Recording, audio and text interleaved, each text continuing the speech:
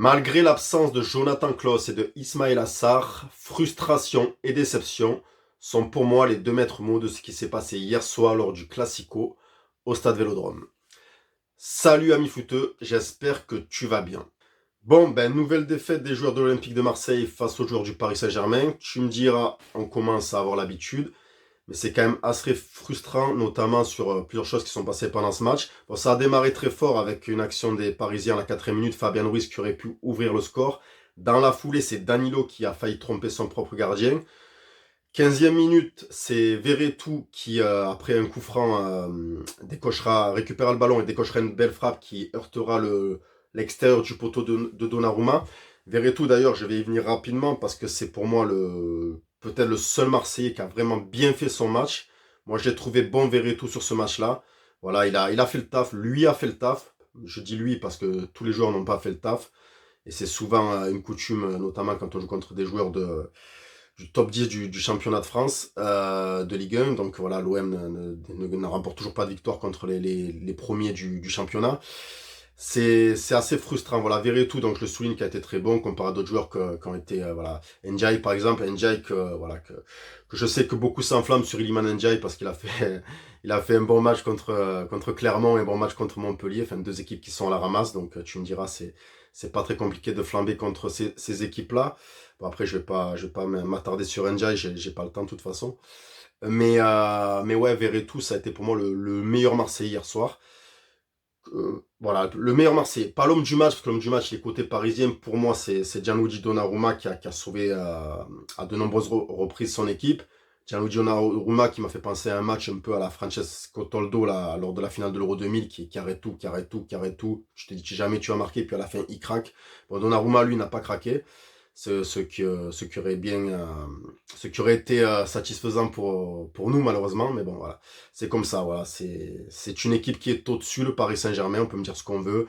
Ils sont pas flamboyants cette année dans le jeu, c'est vrai qu'ils font peut-être pas tant rêver que ça, mais ils sont quand même au-dessus de nos joueurs et de notre équipe, voilà. Donc avec ça, on a quand même la possibilité un fait de jeu qui va à notre faveur, c'est l'expulsion de Beraldo à 5 minutes de la mi-temps.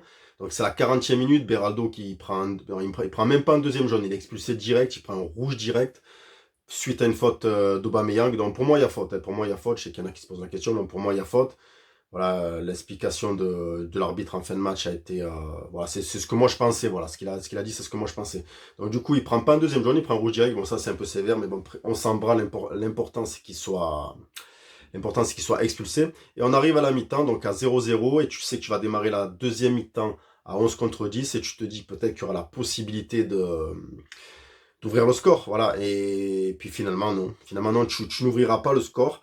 Mbemba se blessera, remplacé par Gigot. Alors Gigot, depuis un petit moment, ça va plus. Et on a encore vu hier soir, Gigot n'est pas du tout au niveau. Alors moi, je le défendais beaucoup en début de saison. Alors je retourne pas ma veste, c'est pas ça. J'essaie juste d'être objectif sur les performances du joueur. Alors c'est vrai que voilà, quand les Marseillais remportaient leur match contre les équipes un peu plus basses dans le championnat, Gigot, on le voyait sortir un peu plus la tête de l'eau que les autres. Pourquoi?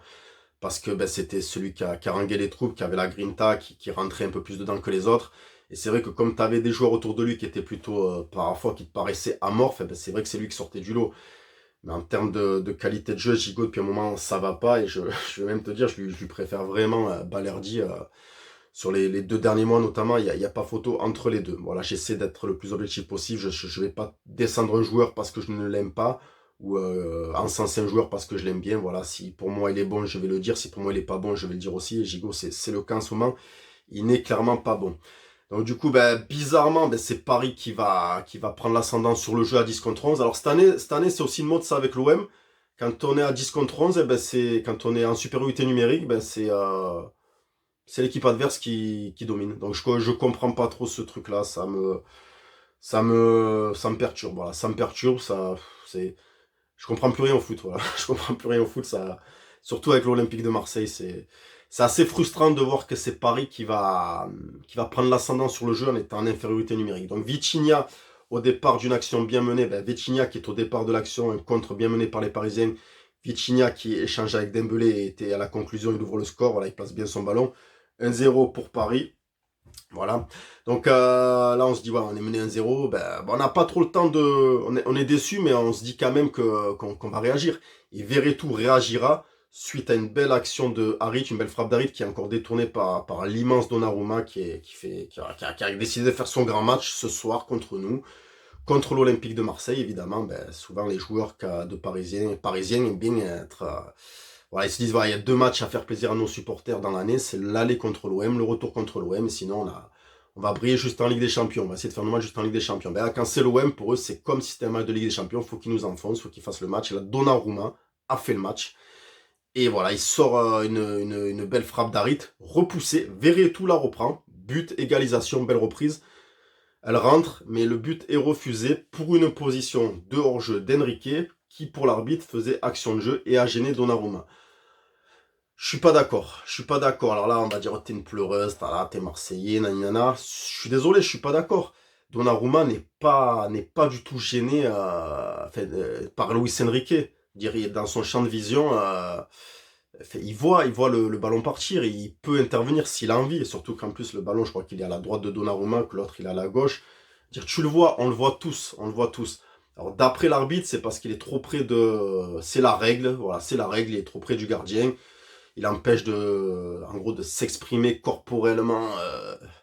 Enfin voilà, fait l'explication, je sais pas. Moi, je suis pas d'accord. Je suis pas d'accord et ce but-là, peut-être, je dis bien peut-être, je vais pas te dire ça aurait changé le match. Je vais pas te dire ça parce qu'on est quand même moins bon que le Paris Saint-Germain. Mais ça aurait peut-être pu changer le match. On ne sait pas, tu peux pas prédire. Voilà, dans le foot, souvent on dit ouais, ça aurait fait ci, ça aurait fait ça. Si Zidane n'avait pas été expulsé à la finale de la Coupe du Monde 2006, ben on aurait gagné. Tu sais pas, tu peux pas savoir. Faut arrêter de faire les devins. Voilà, faut essayer d'être objectif. Du coup voilà, ben le but est refusé, donc ben on reste à 1-0. Un autre fait de jeu pour moi qui est quand même assez important, c'est le triple changement de Luis Enrique. D'où, dans ce triple changement, il y a la sortie d'Mbappé. Donc Paris joue à 10 contre 11. Paris, à une demi-heure de la fin, fait sortir sa star, son meilleur joueur. T'as des opportunités quand même là de pouvoir gagner ce match, de pouvoir égaliser. Et tu le fais pas, pourquoi? Ben parce que t'es pas au niveau des meilleures équipes de Ligue 1 cette année. Voilà. Là, tu le fais pas. Je pense que d'autres équipes auraient su en profiter. Peut-être Brest aurait su en profiter.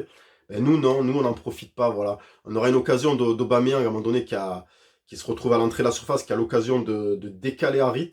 Et je pense que s'il lui met bien, ça peut faire une très belle occasion pour l'OM. Malheureusement, ben, il ne lui met même pas. Il tente sa chance. C'est un avant-centre, on ne peut pas lui reprocher non plus. Voilà, c'est frustrant. C'est frustrant et voilà, ce qui devait arriver arriva. Paris encore en contre, donc toujours à 10 contre 11 et aura un nouveau contre. Et voilà, Ramos qui conclura ce contre et Paris mènera 2-0. Voilà. Alors eux, ça tremble pas. Voilà. Eux, ça tremble pas. Ils ont les occasions, ils les mettent au fond. Voilà. Tu vois, par exemple, nous, on les met pas au fond. On a eu une occasion avec Moumbagna, Aubameyang, Harit, Gigot.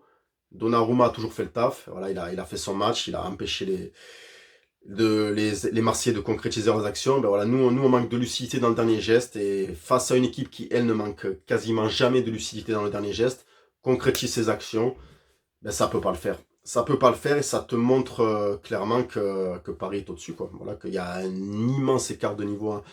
Alors on va dire que tu exagères en disant immense, mais l'écart de niveau il est flagrant quand même. L'écart de niveau entre ces deux équipes est flagrant. Voilà, bon après on va pas parler des moyens du PSG ou des contre face à ceux aux moyens de l'Olympique de Marseille. Voilà. Donc c'est frustrant, je suis déçu. C'est un troisième match consécutif, une troisième défaite consécutive d'ailleurs pour l'OM, toute compétition confondue. Voilà. Il y a Lille. Il faut faire un résultat à Lille pour encore espérer. Voilà, bon, on sait que Paris c'était pas évident. Et après, bon, Lille, Nice, Lens, ça va pas être simple, voilà, mais on peut le faire. Voilà, on peut le faire. Je pense qu'on peut le faire. Voilà. Mais voilà, il va falloir le faire. Il va falloir le faire. Voilà, parce que gagner des matchs contre des équipes qui sont devant nous, ça serait bien, aux abords de la 30e journée bientôt, de le faire. Ça serait sympathique, tu vois ce que je veux te dire. Ça serait cool, tu vois, de te dire quand même, ouais, c'est cool, on a un résultat, c'est une sorte de match référence que tu prends en fin de saison, mais qui finalement te servira peut-être à rien, parce que les matchs références, il faut s'en servir quand tu les as en début de saison ou en milieu de saison. Voilà. Donc voilà. On va essayer de faire de finir bien en Coupe d'Europe. Voilà. Ah, je suis un peu dégoûté.